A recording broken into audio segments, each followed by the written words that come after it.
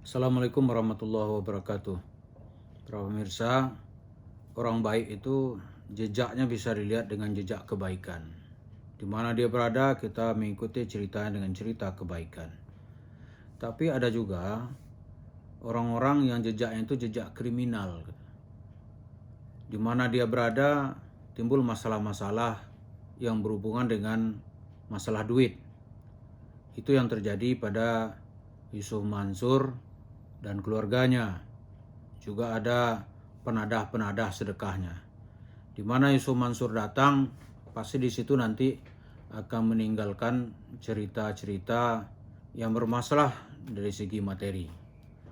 Misalnya yang muncul di YouTube sekarang ini, di media, Yusuf Mansur tuh ujungnya pasti masalah-masalah duit. Bukan karena masalah fikih, misalnya bukan. Masalah duit. Dia ke Hong Kong misalnya ini. Tenaga migran atau dalam bahasa kasar kita tuh TKI dan TKW di sana itu pasti hubungannya dengan Yusuf Mansur nanti ya masalah uangnya yang digunakan untuk untuk investasi hotel, uangnya dipakai untuk investasi tanah, dan uangnya dipakai nanti untuk biaya pendidikan, pasti itu. Kemudian Yusuf Mansur lagi pasti masalah nanti masalah investasi, duit lagi. Misalnya dengan jemaah Darussalam di Cibubur atau Cilengsi, itu duit. Dan dengan siapapun Yusuf Mansur berhubungan nanti, masalahnya nanti masalah pidana, masalah penipuan terhadap orang-orang yang diajak berinvestasi di usaha yang dia miliki.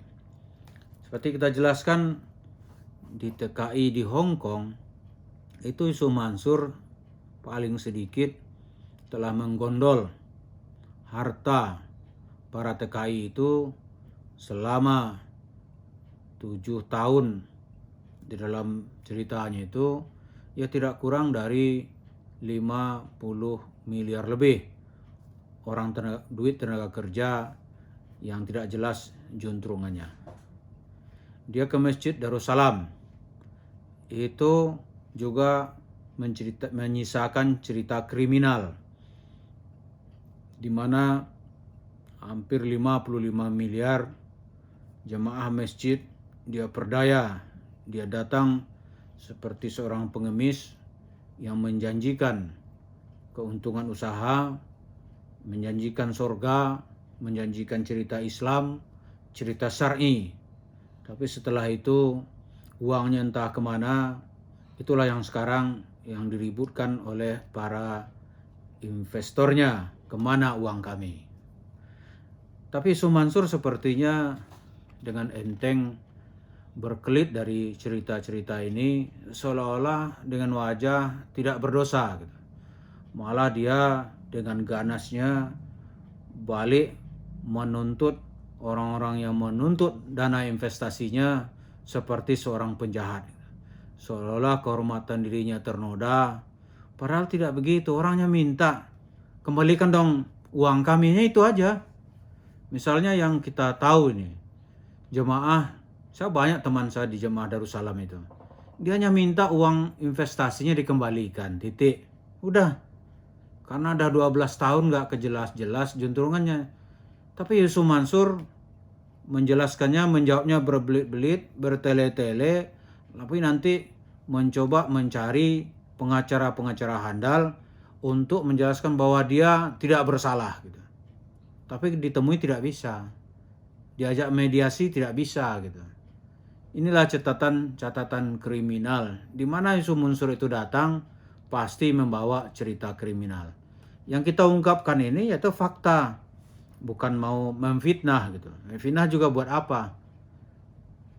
Bukan itu tujuannya. Jadi Yusuf Mansur kalau menanggap itu, tanggapilah secara kepala dingin. Anda kan datang itu membawa cerita ustadz gitu. Membawa cerita ustadz sukses yang Anda ajak orang lain juga sukses seperti Anda. Nah begitu dia minta uangnya dikembalikan, susahnya minta ampun. Minta ampun susahnya.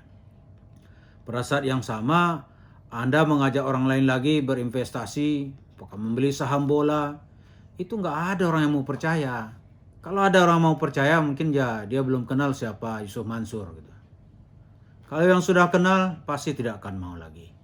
Wartawan-wartawan yang puluhan tahun menjadi temanmu itu dia rela menjelaskan kebenaran gitu dan kehilangan bersahabat dengan dirimu. Apa itu dia memfitnah gitu. Jadi di mana Yusuf Mansur datang pasti nanti akan menyisakan cerita kriminal. Masjid mana? Pasti cerita kriminal nanti. Bahasa yang dibawa adalah bahasa sedekah, jargon-jargon sedekah. Sebagai jualannya adalah rumah tahfiz. Dan ditambah lagi materi itu dibumbu-bumbui dengan cerita-cerita fiktif. Misalnya tukang bubur naik haji. Kun fayakun. Orang bersedekah 100.000 mendapat showroom mobil. Banyak lagi cerita-cerita yang bukunya kalau dibaca terlihat sini geli kita membacanya. Kok ada ya cerita Islam yang begini gitu. Sumbernya tidak ada, rujukannya juga tidak pernah ada. Kalau dibantah para buzernya menyerang kita dengan cara-cara yang tidak beradab. Jadi kemana Yusuf Mansur datang, dia suka membolak-balikkan fakta, meninggalkan cerita-cerita kriminal. Kalau kita lihat sekarang ini nggak mungkin lah ibu-ibu di Gunung Kidul yang bekerja ke Hong Kong, ibu-ibu lah ya, itu ratusan orang menggugat gitu. Dia mau bersaksi apa saja. Masa tidak anggap mereka sebagai seorang penipu? Dan so kan bisa kita kalau mau selesai, nggak usah Mansur, oh, kalau mau saya datang ke rumahnya gitu. Datang ke rumahmu kan nggak pernah bisa ketemu. Akan saya buktikan nanti ada bosar lo di Lambis Batubara. Uangnya masih ada pada kamu. Dia datang ke rumahmu katanya. 1 bulan baru dijawab WA dia. Datang ke rumah nggak dibolehkan masuk. Kalau mau tahu nanti saya sebutkan namanya. Tapi kalau ini dianggap fitnah ya saya sebutkan namanya. Tapi yang saya ceritakan ini mudah-mudahan bisa diterima dengan kepala dingin. Yang jelas karena motif awalnya adalah untuk tujuan yang tidak benar.